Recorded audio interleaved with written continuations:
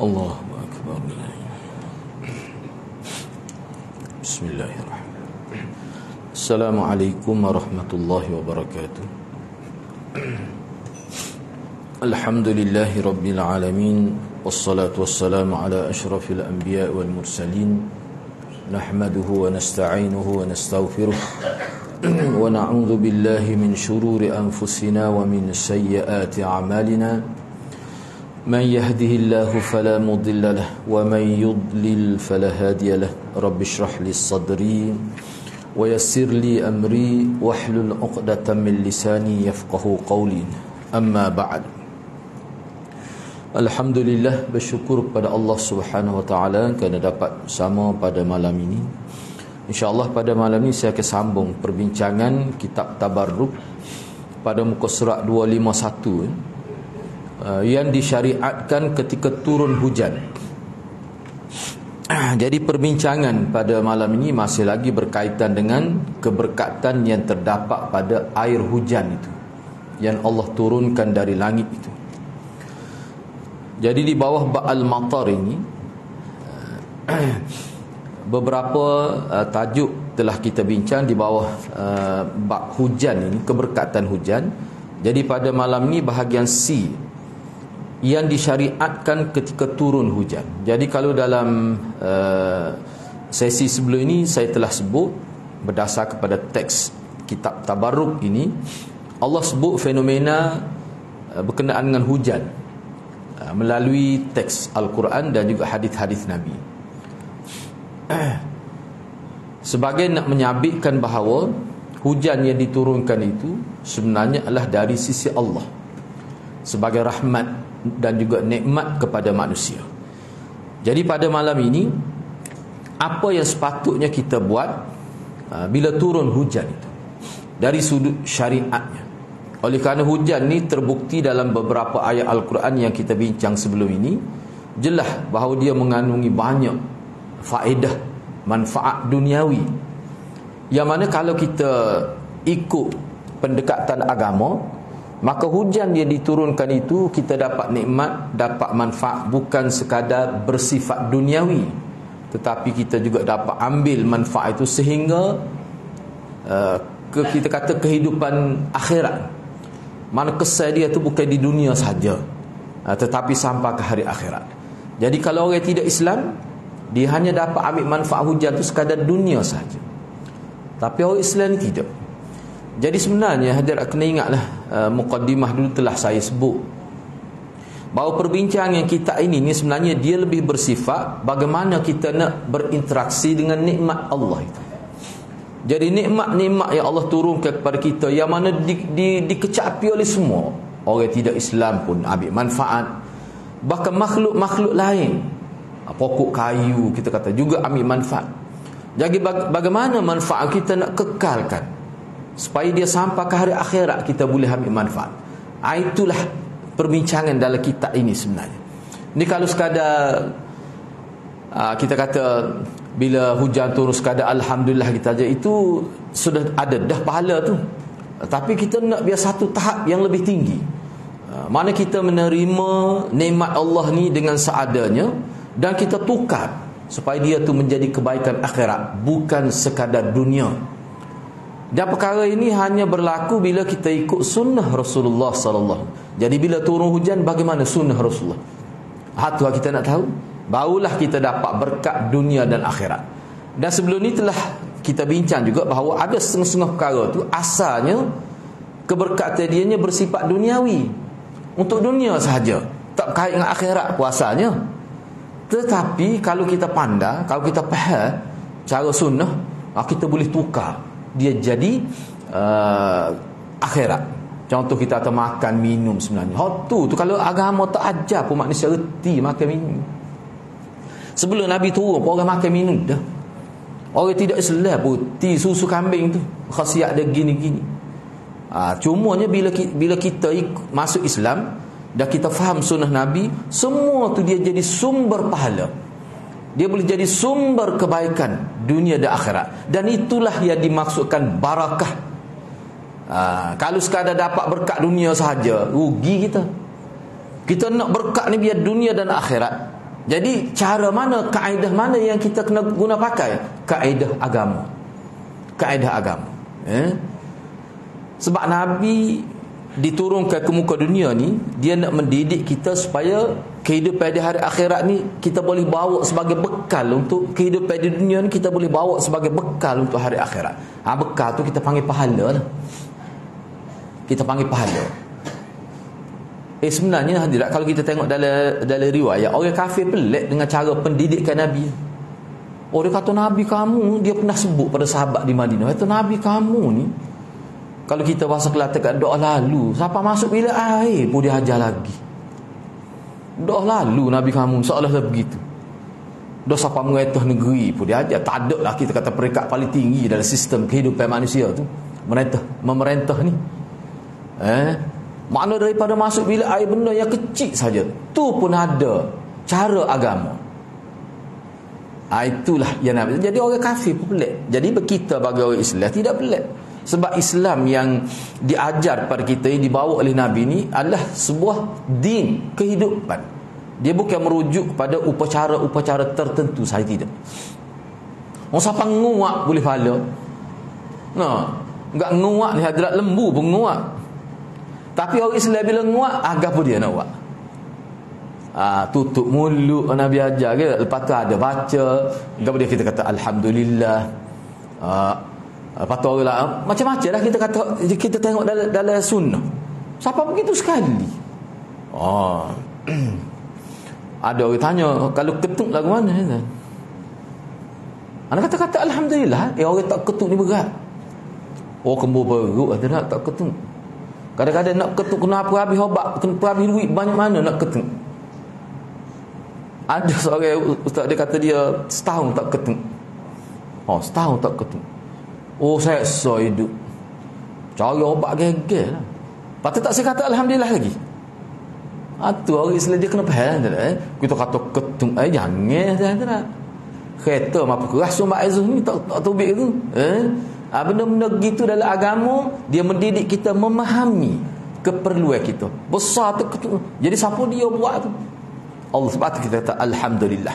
Sebab itulah kalau kita mengaji Quran kan, setiap hidup kita ni, kalau kita ikuti betul bimbingan Nabi SAW, mana setiap kehidupan kita ni kita akan hubungkan dengan Allah. Dan itulah proses mentauhidkan kehidupan. Gapo-gapo pun orang tak panggil zikir kalau tidak berkait dengan Allah. Ada tak zikir tak sebut nama tu? Ada. Cuba ya. Lafaz zikir tapi tak ada kait dengan Tuhan.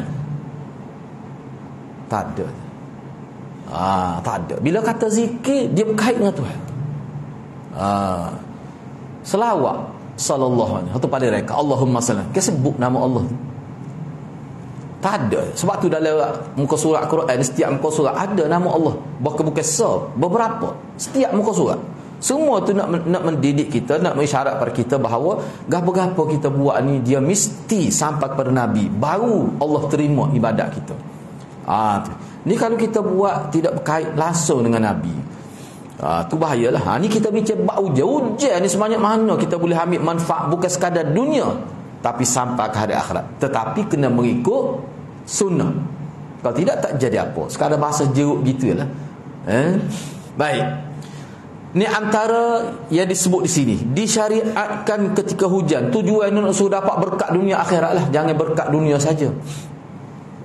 Ketika turun hujan, disyariatkan kita kata gini. Ini termasuk doa yang ma'thur daripada Nabi. Allahumma ja'alhu sayyiban nafi'a. Bila turun hujan, kita kata ya Allah, jadikanlah hujan ni hujan yang nafi', yang memberi manfaat untuk kita. Sebab ada juga kadang-kadang hujan tu dia dalam bentuk malapetaka, bencana. Kita minta begitu. Berdasarkan hadis Aisyah radhiyallahu anha, bahawa ni Aisyah sebutlah, dia kata ketika melihat hujan, makna hujan turun, Rasulullah sallallahu alaihi wasallam baca doa sani, Allahumma ja'alhu sayyiban nafi'an. Ya Allah, jadikanlah hujan ni, sayyib ni makna hujan.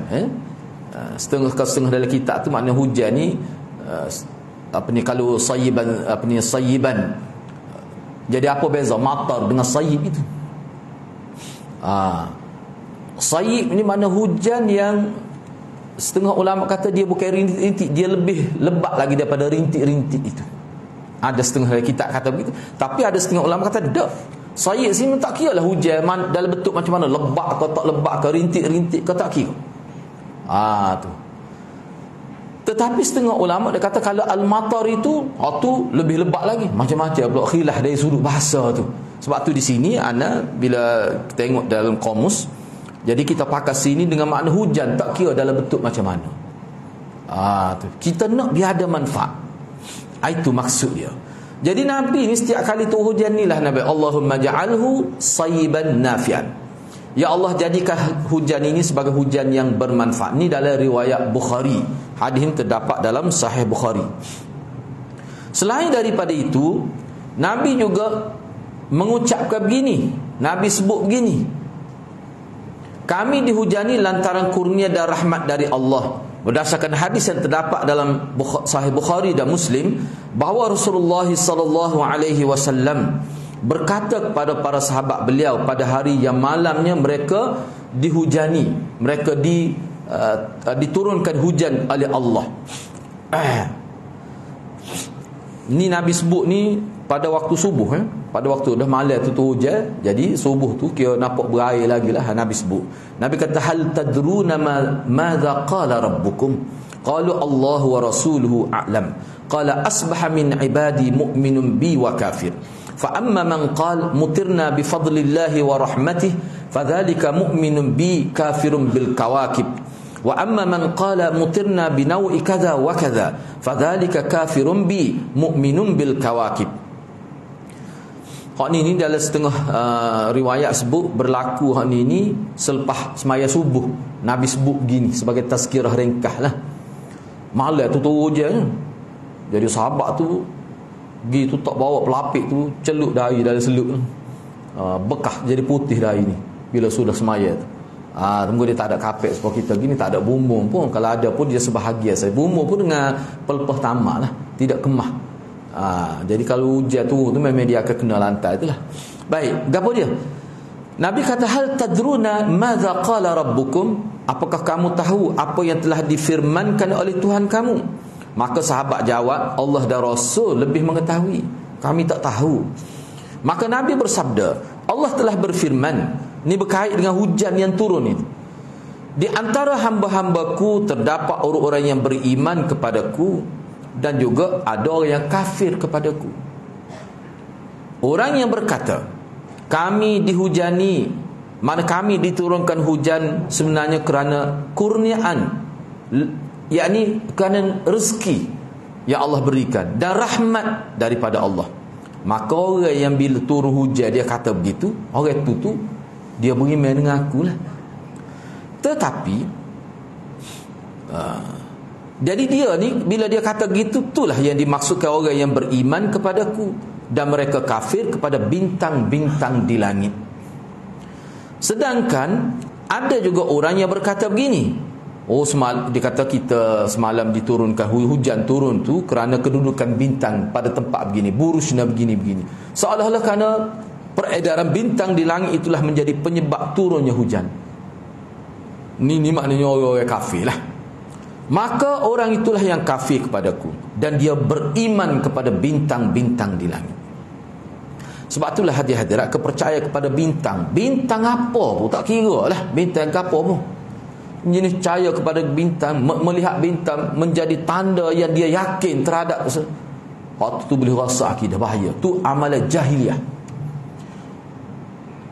Ustaz ada orang kata gitu pakai serban. Abu Jahal pakai serban.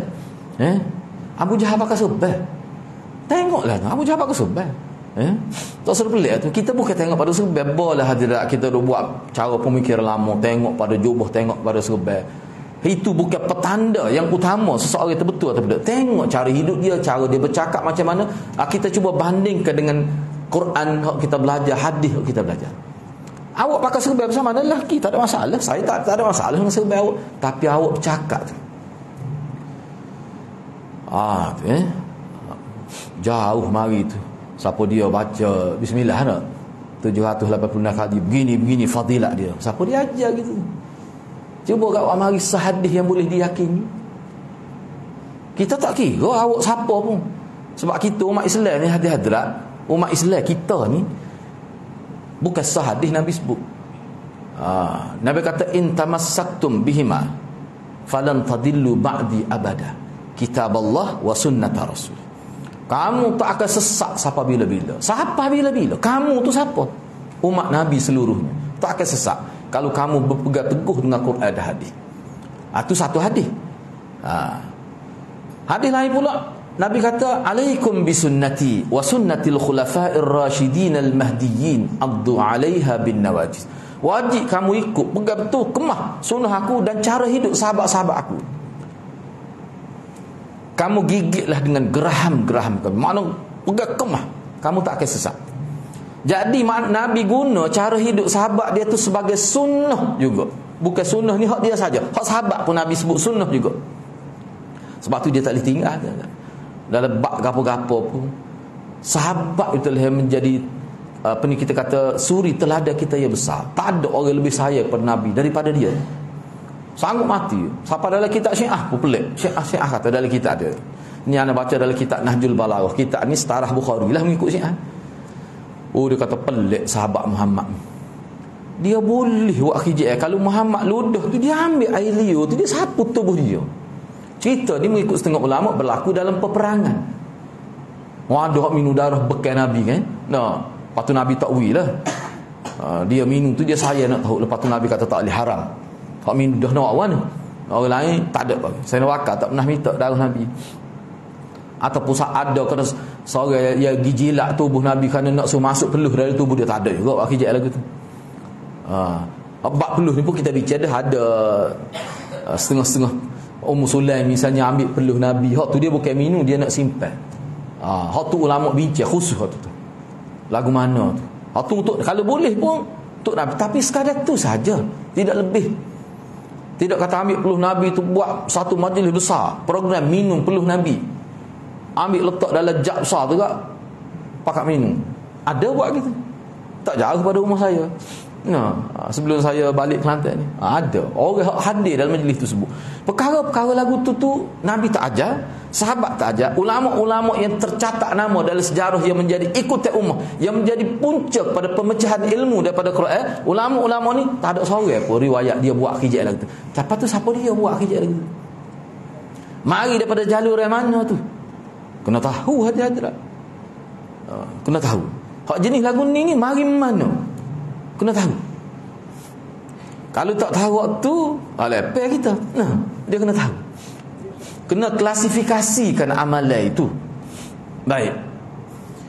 Jadi hak ujian ni kita ni duk bincang tebal juga kita ni. Sebenarnya hak Arab pun lebih kurang ni juga. Ni antara bahagian terjemahan yang agak baguslah. Sebab apa? Tak jauh beza antara dengan hak asal Arab dengan hak terjemahan. Sebab biasanya terjemahan ni dia lebih 30% muka surat tu. Hak ni hak Arab pun lebih kurang besar ni kot. Walaupun ada terjemahan lain, tapi hak ni bagi anda lebih baik. Kita nak bincang ni khusus, kita nak ambil manfaat dengan dunia ni seperti mana Nabi mengambil manfaat. Cara tu kita nak tahu.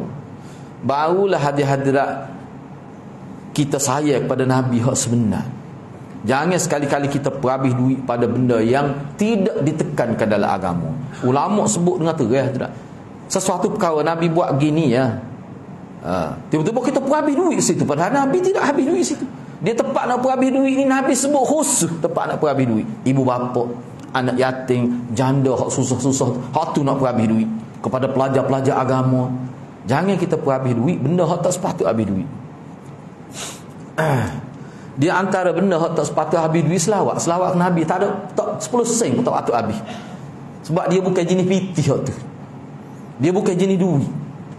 Untuk selawat pada Nabi dia tak perlu habis duit 1 sen pun. Jadi kalau kita habis duit sampai puluh ribu, bagi saya itu sudah kena talbisu iblis. Selawat ni tak perlu habis duit 1 sen pun kita akan dapat kelebihan yang disebut oleh Nabi SAW. Dan Nabi ajarnya sekitar 9 bentuk selawat, dan Nabi sebut kelebihan dia. Tak perlu habis duit. Jadi kalau kita habis duit situ, kita sudah salah dalam pengikutan. Bahayalah hadis-hadis, bahaya. Bahaya. Makna kalau kita ikuti lah hak tu, dia akan jadi kita sudah bergerak di atas landasan, tidak atas landasan Nabi. Nak dapat berkat ke jalan mana? Cuba ya. Kalau benda tu penting sungguh, sahabat buat dah. Sahabat ni saya ke Nabi lebih baik. Sebab dia sebut dalam kitab Syiah ni. Sehingga dari segi psikologinya, puak-puak dia takut nak pergi dengan sahabat Nabi. Dalam kitab Nahjul Balaghah. Bapa? Dia kata kalau lagu ni lah tentera-tentera, siapa panglima dia ludah hai liur pun, ambil comot tubuh, tak lari ni, tak tinggal boh ni lagu ni. Dia tak tinggal tu ketua dia. Satu ayat lah perang teruk setara mana pun. Siapa memberi kesan gerun. Jadi takut. Timbul kegerunan dalam jiwa. Sebab apa? Sebab sahabat Nabi ni dia taksub pada Nabi sampai liur pun comot. Sebab tu anda sebut sama Nabi kita kena ta'assub. Tapi ta'assub kepada Nabi pun dia ada hak dia. Silap hari bulan dia jadi gulun, jadi ulu juga. Kena jaga. Tu Nabi tu. Buat dia macam-macam, anda pusing hati-hati. Dalam bab berkat ni macam-macam. Kadang ada nak ambil berkat dengan Tok Guru ni macam-macam lah. Berebut walau hari. Air cawih apakah Tok Guru Ming tu musim dalam masjid. Berebut walau hari. Nak ambil berkat biar kena bibi Tok Guru biar kena bibi anak murid tu. Tok Guru sengih tengok. Lemah kita tengok dah. Lepas tu malas saya tengok ni. Anak pun tak pasti video bila, tetapi orang ada dari tu ketua dia tu dikatakan keturunan Habib lah, keturunan Rasulullah. Dia cerita Tok Guru dia, dicerita pengalaman dia, Tok Guru dia sebut cerita dalam surga. Tok Guru dia baru balik daripada surga. Main-main. Bukan balik kedah ni dah. Balik dari surga. Balik dari surga. Dia pergi ziarah dari surga. Dia balik cerita pada anak murid dia. Dia buat majlis besar gini. Nengung kita tengok. Kita tekapu aku ada juga orang jenis ngabel tapi tidak lagi lima. Tu bahaya tu. Tapi orang boleh terima semua masa-masa kata Allah benar-benar cerita dia. Pusing kita. Kalau mari di Malaysia lagi tak tahu. Tapi nampak PSS pun mari dah tu. Jadi bahari-bahari kena beringat. Hak kita duk bincang ni harap bab nak ambil berkat mengikut cara Nabi. Jangan lebih. Kalau lebih dia jadi ghuluun fi salihin. Dia jadi melampau, jadi tidak baik. Mana kalau kita ikut betul cara Nabi, kita berada di atas ausat, kesederhanaan itu. Khairul umur ausatuha, Nabi kata. Lebih tak molek sekali. Baik. Ini antara yang disebut di sinilah. Disunahkan mana kita ni biar tubuh kita kena hujan ketika hujan turun dan mengeluarkan kenderaan serta pakaian bila terkena hujan. Ni pun ulama khilaf. Ada setengah ulama kata kalau boleh buat gini kan ingat ke Nabi, tak apa. Sebab sahabat Nabi iyalah, anda nak sebut gini ya. Kita baca dulu. Takut kalau kita dengar gini, rupanya sunnah kalau tu hujan pakai tubik, basuh tubik, main hujan lah, apa boleh main hujan. Waktu tubik kereta, waktu tubik baju. Kalau kita nak hujan kat baju. Tapi sini nampak pasal lain. Kau lagu mana sebenarnya maksud hadis? Cuba kita tengok. Disunahkan berhujan-hujanan. Tu bahasa Indonesia. Anda pun tak erti mana bahasa Indonesia. Bila maksud Arab dia gini, disunahkan kita turun mai hujan. Biar tubuh kita kena hujan bila hujan turun tu dan mengeluarkan kenderaan. Waktu ubik kereta dalam garaj tu. Dan serta pakaian bila dia kena hujan. Hal tersebut bapa dia kata gitu. Dia kata kerana perkara ini telah ditunjukkan oleh hadis yang terdapat dalam Sahih Bukhari dan Muslim. Riwayat ni daripada Anas bin Malik mengenai istisqa. Betul kata kena faham tu. Mengenai istisqa Rasulullah pada hari Jumaat. Tu kena faham. Kalau tidak kan, kalau tu faham gitu saja. Dia kena sebut Malik. Ana sebut ni pernah ana dengar dah dalam satu kuliah YouTube tu. Dia kata sunnah Nabi kalau hujan tu kita pakat turun biar kena hujan waktu ambil baju. Tengok molek hadis lagu mana. Hak ni sebenarnya bersumberkan daripada Anas bin Malik. Hadis ni terdapat dalam Bukhari Muslim. Cerita dianya berkenaan dengan istisqa Rasulullah sallallahu alaihi wasallam pada hari Jumaat. Disebutkan dalam hadis tu bila Nabi solat istisqa siap dengan khutbah ke apa, kemudian tak turun lagi Nabi daripada mimbar itu, turun hujan. Kata Anas, aku melihat hujan telah membasahi janggut Nabi. Tu sah dalil. Kemudian hadis yang terdapat dalam Sahih Muslim sahaja daripada Anas bin Malik juga. Kata Anas, kami dihujani ketika kami sedang bersama Rasulullah. Anas sebut lagi, dia kata lalu Rasulullah menyingkap pakaian dia hingga hujan mengenai dia. Kami bertanya, wahai Rasulullah, mengapa engkau melakukan hal itu? Beliau menjawab, kerana hujan baru saja diturunkan oleh Tuhan dia. Baik, jadi kalau hujan tu lepas ni pakat tinggal kuliah tu aku nak ambil gitu. Nampak lagu tu. Pakanan apa tu bi? Jangan tengok molek ni. Hak ni bab hujan tak turun lama. Nabi solat istisqa bila turun hujan waktu tu. Tak ada sah pun riwayat hak duk baju hak duk dalam rumah waktu bi. Tak ada. Utuh-utuh hak duk dalam garah tu. No. Pakai waktu bi. Tak ada. Sebab tu ulama kata hak ni masa solat istisqa. Kan solat istisqa dia tidak solat di masjid. So kata di masjid muka dia bumbung gitu. Kebanyakan berlaku zaman senoma dia semaya tengah padat supaya mari berlaku tak boleh maya pun mari. Jadi bila hujan turun tu pakak buat gitu biar kena baju akak biar kena seluar pada waktu tu bukan duduk dalam rumah tubik. Kena faham molek takut silap faham pula kan nanya kata mana tok peti tu tubik mai hujan no misalnya dak mungkin dia kepala agama dia mula-mula kena tubik wano tak email tu tubik orang tak buat hijab lagu tu. Hak ni berkait dengan istisqa. Apa kita itu tak ada turun daripada mimbar tu hujan. Mana sahabat makna apa semai istisqa ni? Seminggu kau tak turun je. Dak setahun tak turun je. Kita ni 2-3 bulan istisqa dah tak apa, tak ada masalah tu, betul dah tu. Hak tu nasabahnya. Berapa lama dah tak kena hujan. Ni kita tak boleh lepas hujan. Nak hari hujan. Patut nak amal ni. Sebab tu kena faham lah. Takut baca sekerak-sekerak bukan boleh kira. Kena tengok molek. Itu maksud dia nya. Baik. Imam Bukhari meriwayatkan dalam kitab Al-Adabul Mufrad bahawasanya ketika langit menurunkan hujan, Ibnu Abbas radhiyallahu an berkata, wahai pelayan, keluarkan pelanaku, keluarkan pakaianku. Kemudian dia kata, wa nazzalna minas sama' ma'an mubarakah. Baik, halaga mana pula ni? Nampak hak ni pakaian hadut dalam rumah ni. Hak ni dia ada huraian dia. Maksudnya hujan ni, sebab tu sini ana ada buat catatan Ini catatan ni ana petik dalam beberapa syarah hadis. Hak Ibnu Abbas ni pun dia zaman Nabi kadang-kadang 2 kali setahun tu hujan. Ada kadang-kadang 3-4 bulan sekali. Nasabah nak buat hijab lagu tu. Tempat kita nak hari kadang-kadang 2 kali sehari tu hujan. Mak ngepek dada-dada kalau baju duduk tak naik atas rumah masa hujan tu. Anu apa ni potong kayu dia kata. Pesadah suara macam. Kita kata tengok riwayat Ibnu Abbas. Hadut dalam rumah waktu tubik lagi. So kalau hadut di tempat apa ya tu. Terbalik kata gitu nak tahu. Mak kata bola ngaji kita tabaruk jadi lagu tu. Dia tahu. Enggak faham boleh ni anda buat catatan ni. Takut silap faham ya. Ulama kita ni dia cerdik. Tengok dalam syarah ni ani ringkas anda buat. Hadis ini sesuai dengan waktu pada ketika itu, iaitu ketika salat istisqa. Patu waktu ni berkait dengan hujan lama dah tak turun. Kakak anda masa dia ngaji Mesir, dia kata Mesir ni tanah harak bukan turun sama hujan, jari-jari bila turun tu duduk ala kelas profesor tu bi. Allahumma ja'alhu sayyiban nafi'ah. Nasabahlah. Kita ni mari 2 kali dah jeruk. Tiba-tiba hujan lepas ni buat gitu pula. So kakak lah. Dah air mari hujan tak ada tak habis lagi. Hak ni dia pasal lain sebab yalah kakak anak kata mosano nak dapat hujan payah. Ni cerita tahun 90-an dulu, tahun 1990-an gitulah masa tu dia duduk Mesir dia cerita. Profesor duk ngajar turun. Suruh anak mau itu. Mata ya.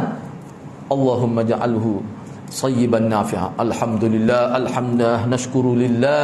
Lu sebut macam-macam lah. Apa? Payah nak jumpa hujan. Kena faham tu. Sebab tu kalau betul lah zahir lagu ni mesti ulama kita buat. Apa ulama kita tak buat? Tempat kita pun tak buat gini. Padahal hadis Ibnu Abbas ni bukan main-main. Tu kena faham lah maksud keadaan tu. Ni jadi hadis-hadis begini kena faham dalam konteks fiqhul hadis. Sebab tu dia ada kitab fiqh hadis. Nak faham. Baik. Habislah bab hujan tu, kita pergi pada poin yang keempat, pokok zaitun. Sebab zaitun ni disebut dalam Quran bukan setepat, beberapa tempat tentang zaitun ni. Tak apalah, kita baca dulu pada ana bagi sedikit huraian. Lepas tu lagu mana buah-buah tempat kita tak ada sabut buah tropika ni. Lepas tu tak ada mubarak kah? Tidak ada berkat? Ada. Cuma Nabi sebut ni hak di tempat dia. Tapi kukuk mana pun ulama kata bila sebut dalam Quran, mana ni guru ana pun sebut masa ngaji dulu. Maulana pun sebut, dia kata maknanya buah-buah yang disebut dalam Quran ada hadis, hak tu dia lebih istimewa daripada buah lain. Hak tu semua ulama terima. Tapi bukan bermakna buah-buah hak tropika, hak tak ada tanah Arab, hak Nabi tak sebut. Sebab kalau Nabi sebut buat dia orang tak kenal. Beza dengan zaman sekarang, semua buah pergi ke Mekah. Semua buah beriak pada Mekah. Payuk pada. Ikan bekok pada. Masa ana dulu 2014 tu tak ada lagi ikan bekok baru. Dulu ikan kasar tak ada dah. Orang Indonesia jual. Kita duduk di hotel rasa main sotong, jenis sotong hot tebal tak sedap sotong tu. Tak lagi gitu. Tu ambil ikan bawah. So yak dengan budu orang. Wah, tu nak ayatnya. Itulah. Itu ada pemahaman ulama secara umum terhadap ayat Quran. Maknanya Mekah ni salah satu diberkati, pergi situ boleh makan belaka jenis buah. Tapi apa tak sebut zaman Nabi? Sebab kalau sebut pun masa tu tak siapa lagi suasana supaya zaman kita ni. Tak ada lagi orang daripada semua tempat bawa makan lagi, tak berlaku lagi zaman Nabi tu. Tapi kukuk mana pun sebut ni dua perkara. Bila ni mengikut kaedah yang dibuat oleh ulama. Buah-buah yang disebut dalam Quran ada hadis secara khusus buah tu ada khasiat, dan kalau nak dibuat kajian terhadap buah tu berbaloi. Bukan kata sia-sia hidup kita buat kajian. Apa sebab sebut dalam Quran hadis? Tu sah. Kemudian cara nak ambil manfaat tu Nabi tak sebut. Nabi sebut, kalau sebut sini sikit saja, sekadar ambil minyak dia kalau zaitun boleh guna untuk masakan, sekadar hak umum. Dia ada lagi zaitun ni dalam kajian-kajian baru kalau tengok dalam internet. Sebab itulah ulama kita kata hak zaman Nabi ni sekadar tu saja dia boleh ambil daripada zaitun itu dengan minyak dia lebih terang daripada minyak buah-buah lain. Sekadar tu. Tapi zaman kita lagi banyak lagi boleh buat produk-produk daripada zaitun. Zaman Nabi tak ada. Itu yang dimaksudkan berkat itu. Mungkin akan datang, mungkin tak tahu lagi bila kiamat ni. Boleh jadi kajian-kajian baru, banyak lagi produk-produk yang dibuat berasaskan kepada zaitun itu. Itu maksud berkat tu.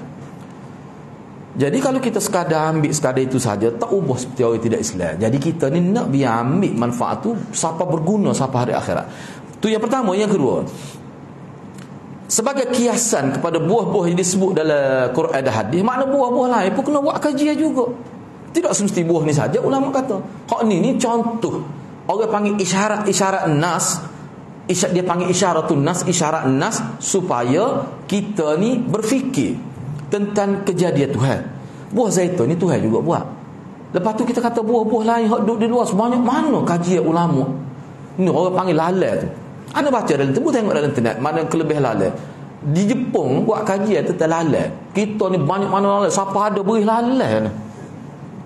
Banyaknya lalai ni, tapi lalai ni tak ada mananya. Yang racun habis no. Dia sana anda baca dalam artikel di Jepun tu, dia salah satu bahan untuk menggugurkan anak dan membersihkan rahim bila selepas bersalin. Banyak manfaat dia. Patut ada lagi dia punya kajian dia. Beri lalai.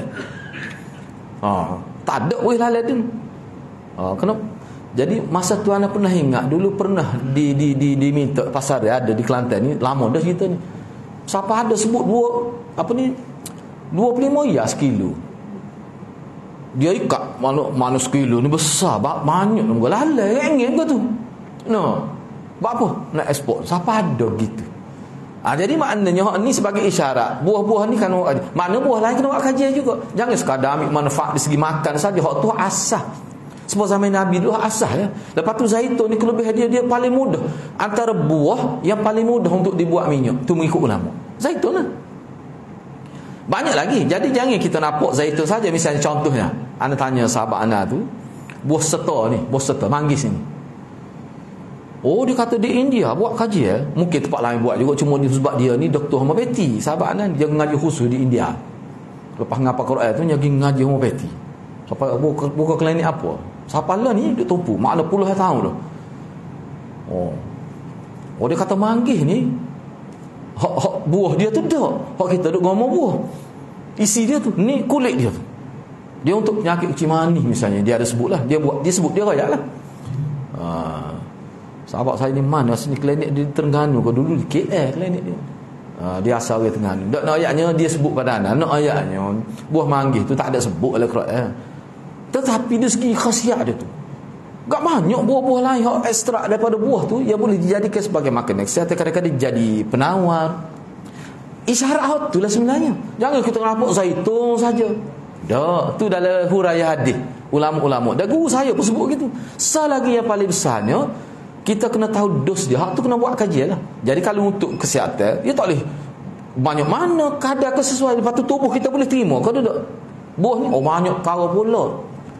Jadi kalau siapa-siapa saja buat kajian, dia akan maju dalam bidang ni. Dia akan dapat kelebihan. Banyak kalau orang Islam menceburi bidang ni, pahala dia ni termasuk fardu kifayah ni. Fardu ain ni kecil ya sebenarnya, kalau nak kira fardu ain ni kecil saja, fardu kifayah lebih besar lagi. Begitulah. Jadi berkenaan dengan buah zaitun ni, saya ambil sedikit lagi, habiskan sedikit lagi. Sedikit saja. Misalnya Allah berfirman ya. Allahu nurus samawati wal ard. Mathalun nurihi kamishkatin fiha misbah. Al-misbahu fi zujajatin, az-zujajatu ka'annaha kawkabun durriyun yuqadu min syajaratin mubarakah zaitunatin la syarqiyatin wala gharbiyah yakadu zaituha yudhi'u walau lam tamsashu nar. Allah. Baik, sini ni kita terjemah mafhum lah tak malah nak hurau. Takut terjemah gini, Allah adalah cahaya langit-langit dan bumi. Takut terjemah gitu ya. Kita terjemah mafhum. Allah adalah pemberi cahaya kepada langit dan bumi. Kita terjemah mafhum. Jadi perumpamaan cahaya Allah adalah seperti sebuah lubang yang tak tembus, yang di dalamnya ada pelita besar. Dia panggil miskat. Miskat ni panggil lompang lah, duduk di dinding. Dia tebuk, lepas tu dia lomor dengan minyak zaitun. Bila dia letak pelita, dia akan berlaku pantulan. Cahaya keluar. Seperti mana lampu sekarang ni, dia dinding dia tu melengkung dan dia dalam bentuk krom tu. Dia akan ada pantulan. Zaman dulu dia lengkung gitu, cuma dia lomor dengan minyak zaitun. Okey.